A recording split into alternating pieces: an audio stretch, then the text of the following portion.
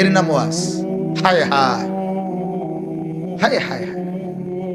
হাদিসের মধ্যে আছে বাজান, হযরত আনাস রাদিয়াল্লাহু তাআলা আনহু থেকে বর্ণিত, আল্লাহর নবী সাল্লাল্লাহু আলাইহি ওয়াসাল্লাম, হযরতে আনাস বলেন, খাতাবা রাসূলুল্লাহ সাল্লাল্লাহু আলাইহি ওয়াসাল্লাম খুতবাতান।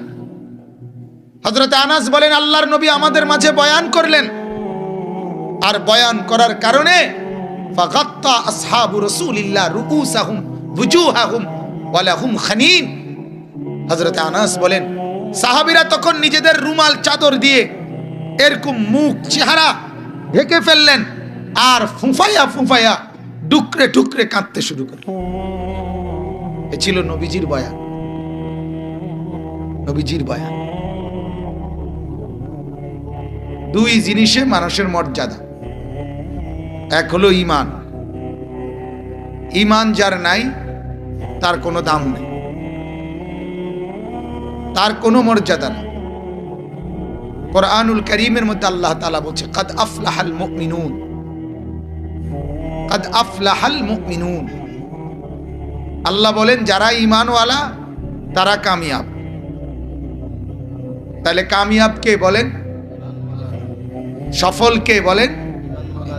কাদ আফলাহা। কোরআনুল কারীমে আল্লাহ তাআলা বলছেন, ফামান যুহজিহা আনিন নার ওয়া উদখিলাল জান্নাহ ফাকাদ ফাজা। আল্লাহ বলেন, যাকে জাহান্নাম থেকে মুক্তি দেয়া হলো এবং জান্নাতে প্রবেশ করানো হলো, ফাকাদ ফাজা, সে কামিয়াব হলো। আর জান্নাতে যাওয়ার জন্য ঈমানবিহীন কোনো সুরত নেই। জান্নাতে যাওয়ার জন্য মূল শর্ত ঈমান। ঈমানবিহীন জান্নাতে যাওয়ার কোনো সুযোগ নাই। কোরআনুল কারীম আল্লাহ তাআলা যত আমলের কথা বলছে, সব আমলের মানদণ্ড ঈমানকে নির্ধারণ করছে। আগে ঈমান চাই, এরপরে সেজদা চাই, এরপরে রুকু, এরপরে নামাজ, বন্দিগি, সব কিছু আগে ঈমান। কোরআনুল কারীমের মধ্যে আছে, ইলাইহি ইয়াসআদুল কালিমুত তাইয়্যিব ওয়াল আমালুস সালিহু ইয়ারফাউহু। আল্লাহ বলেন, বান্দার প্রথম ঈমান আল্লাহর কাছে উপরে ওঠে, এরপরে যত নেক আমল করে ওই উপরে উঠে ঈমান আরো উঠতে, উপরের দিকে উঠতে থাকে। বলে আমালুস সালিহ ইয়ারফাউহু, প্রতিটা নেক আমল ঈমানকে আরো বাড়ায়, ঈমানকে আরো উঁচা করে, ঈমানকে আরো বুলন্দ করে। কিন্তু প্রথম আগে ঈমান জমা হয়। প্রথম কি জমা হয়?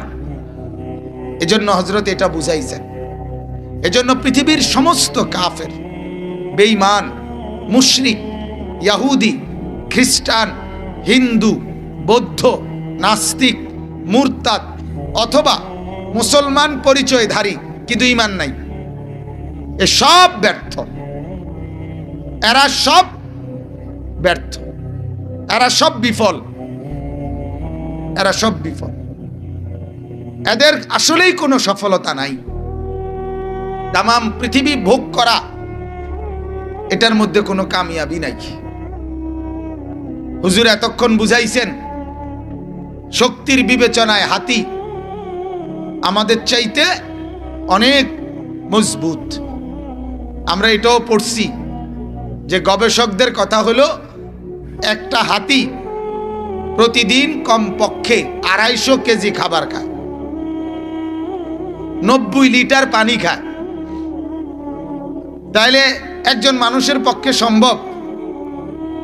তাইলে তাইলে শুধুমাত্র খানা, ক্ষমতা, প্রভাব প্রতিপত্তি। একটা বাঘ, রয়্যাল বেঙ্গল টাইগার, পুরাটা সুন্দরবন দৌড়ায়, তাহলে তার পুরাটা সুন্দরবনে প্রভাব।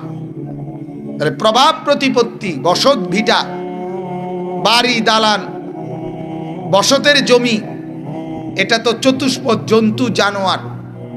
আমি তো বলি পদ্মা নদীর ইলিশ মাছ, তার বসত, তার এরিয়া, আমরার সবচেয়ে বড় ধনীর বসত বিটার চাইতে বেশি। সে তো পুরাটা নদী দৌড়ায়, কত বড় এরিয়া নিয়ে সে হাঁটে চলে। এজন্য এটা আমাদের প্রত্যেকের বোঝা উচিত, ঈমান বিহীন কোনো কামিয়াবি নাই। ঈমান যে হারা, যে আল্লাহ হারা, যে সব হারাসে। মুজাহিদ আজম আল্লামা শামসুল হক ফরিদপুরি রহমতুল্লাহ আলাইহি বলতেন, তুমি আল্লাহকে পেয়েছো, সবই পেয়েছো। তুমি আল্লাহকে পাওনি, কিছুই পাও। আমার শায়েখ আরিফ বিল্লাহ আল্লামা মুফতি মুশতাকুন নবী সাহেব হযরত বলেন, তুমি আল্লাহ হারা তো সর্বহারা। খাজা আজিজুল হাসান মজজুব বলেন, जो तू मेरा तो सब मेरा।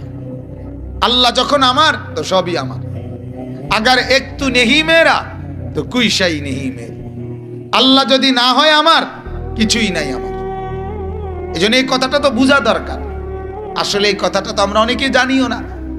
অনেকের হিসাব হলো জিন্দেগি মানে হলো খানা, খাদ্য, খাবার, আয় রোজগার, দালান বিল্ডিং, জায়গা জমি, ঘর সংসার, বিবি বাচ্চা নিয়ে পরিচালনা করা, এতটুকুরই নাম জিন্দেগি।